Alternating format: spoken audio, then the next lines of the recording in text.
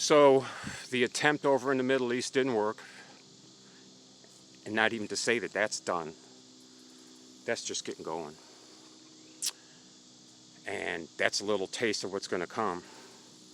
I heard today that the Houthis just hit Israel with a new weapon that breaks up into multiple pieces, what they call them, MIRVs, and whacked Israel again. That's out of the news cycle, as well as the mass protests over there about the southwestern corner there, up at Egypt's border, and that event and everything's been happening there forever. It's all coming to a head, so that's not done. But since America didn't do so good over there, because we can't defend our carrier fleet there with all those anti-ship weapons that all those countries have, and we cannot control the oil there anymore. That oil is not being sold in US dollars, which means that the federal bank cannot control the price of oil.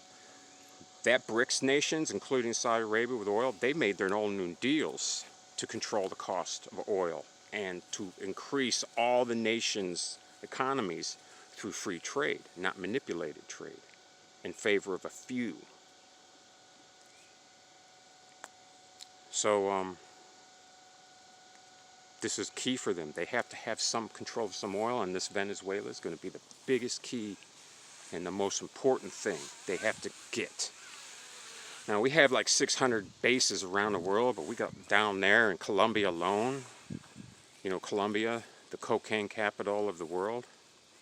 Well, I think at one time, I know when we were in Afghanistan, that thing was out producing them in opioids anyways, but back on it, you know.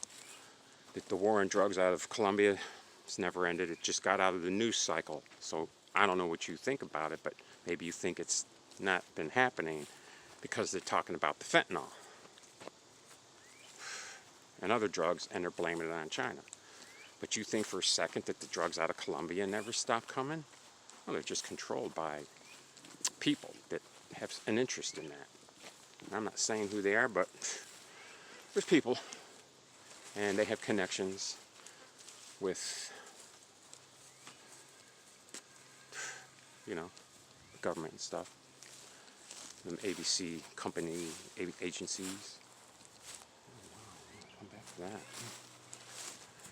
Oh, that's a nice one too. Oh my God. Oh, look at this. Yeah. Gotta do a show with you guys. I'm gonna turn this into Sprite. We'll talk about that. I'll set my camera up. We're gonna do it. I seen it from another country hick down here, another Florida boy, and that's, yeah, be pretty cool. But back to this Venezuela. So yeah, it's gonna come, and the war's gonna be there too. And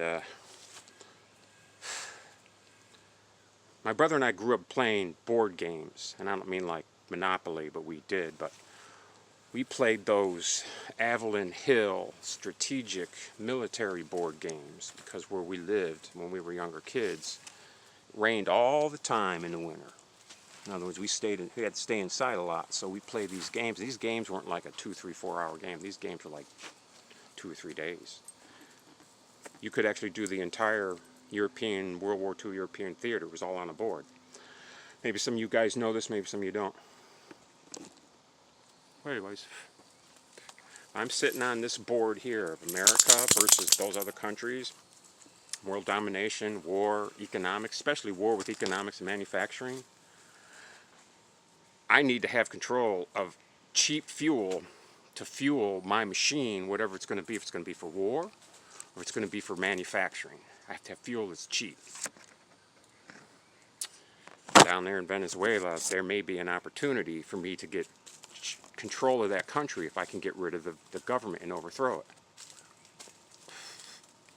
And get key people in key places to keep the rest of the people there at bay if they really don't want us there, right? Keep them from rising up against us. But then if I'm sitting on the board of Venezuela and this big country's coming after me, and I know what's going to happen to us when they get through with all my resources, everything that we've been profiting from as far as a nation, all our sales of our oil and all that stuff is going to go away. Well, I have my whole nation armed to shoot you guys, which just means that when you start coming into Venezuela, I don't know if you're going to get a lot of allies other than some Colombians. I don't know what kind of allies you'll have there, but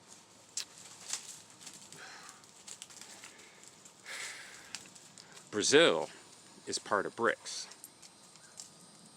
I believe Argentina joined, and a bunch of other South American countries have joined BRICS. And I even know that some of them don't even use dollars, they use cryptocurrencies, like Bitcoin. So it's very interesting what's going on down there. So I don't know how this whole board game would play out, but in the early things, if I'm sitting on my board game as Venezuela against America, yeah, I have a big task ahead of me, because what this will end up doing is that we've seen what they've done in the west side of Israel, there up against the Mediterranean. They don't care who the hell they bomb, what they bomb. It's going to be bombed, and it's going to be bombed. And in the news here, if we even get a news out of it, it's going to be spun, you know, we're getting those drug cartel guys. But the truth is, we're just trying to bomb the people into submission so we can get their oil. Pete, stop it. Pete. Don't you be pulling, buddy. All excited. Yeah, so it's going to be something. So I want your comments on that. What do you guys think will happen in Venezuela? I say it's going to turn into a big next war on drugs. So leave me your likes, put your comments in there, and share us. Because Pete and I are going to be back tomorrow with a little more walkabout, talk about. This is going to be pretty good. Lots of stuff to talk about. All right, man. Until then, remember, Jesus saves. God bless you. Peace, everyone.